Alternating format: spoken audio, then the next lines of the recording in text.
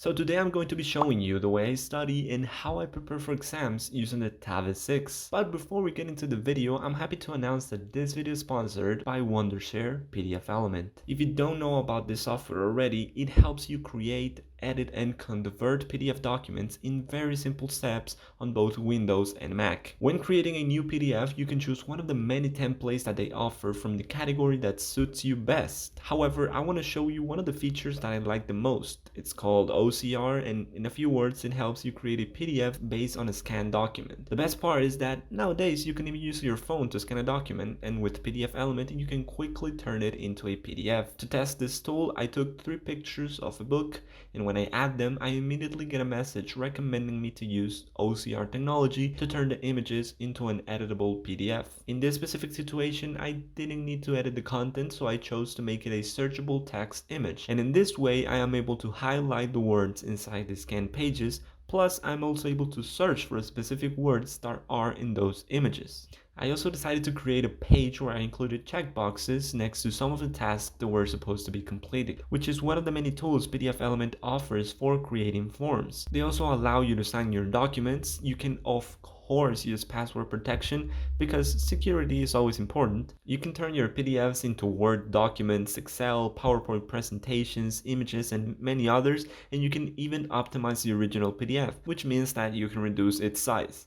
I personally downloaded the app on the Tab 6 last year because I was looking for a PDF reader that could also allow me to edit the content of my PDFs, and I found this amazing software that I've used several times to modify some of my documents. If you want, you can download the app for Android or iOS devices completely for free so you can start editing your PDFs right now. And there's going to be a link in the description where you can get up to $60 off of the plan you choose for the desktop version. Also, students and faculty save 50%, so you can apply for that one if you prefer it, which is amazing considering that their prices are already low in comparison to their competitors. Thank you to anybody that tries the software, and special thanks to PDF Element for sponsoring today's video. So when it comes to studying, I gotta be completely transparent with you. I'm not a person that studies a lot. I'm more of a person that pays sufficient attention in class to understand the material in such a way that when the test comes, I can answer the majority of the questions correctly. However, that has drastically changed with online teaching because, at least for me, 1,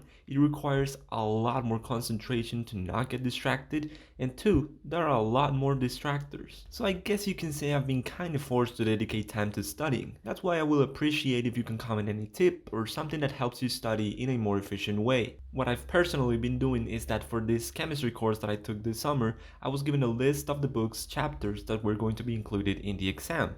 So I copied the chapters on my notes and I start going through the presentations, and for each of them I try to classify the topics on 3 levels: understood, needs some practice, and I don't know what's happening. Hopefully, if by any chance anyone decides to implement this to their study methods, you shouldn't have a lot of topics on that last one. But regardless of what you end up with, the next step I follow is that for the topics I realize need the most attention, I create a new notebook where I write down the important information I can find on presentations, on the book, and of course, you guessed it, on YouTube videos. In this part, I try to focus mainly on concepts, so it doesn't matter if the video I'm watching is a problem-solving session. I try to first understand how the person is solving the problems, which includes annotating different formulas and understanding in which situations each one can be used, concepts and how variables are treated within the formulas, and most importantly, understanding what the question is asking.